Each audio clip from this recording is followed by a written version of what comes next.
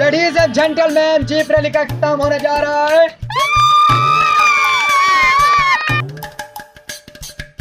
आखिरी दो पार्टनर रह चुके हैं, जो भी उनमें से जीतेगा उसे ये गोल्ड की ट्रॉफी दी जाएगी। कैमरामैन जीप पर फोकस करो, जीप पर।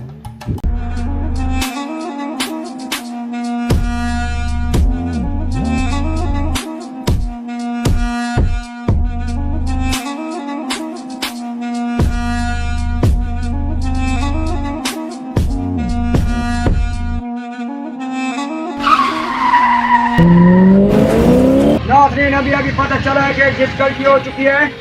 आगे आगे देखते हैं होता है क्या।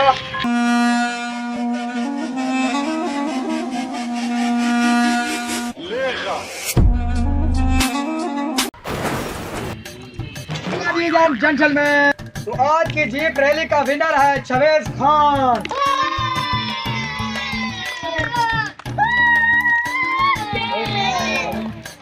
जल्दी से शवेज खान का इनाम ले आया जाए।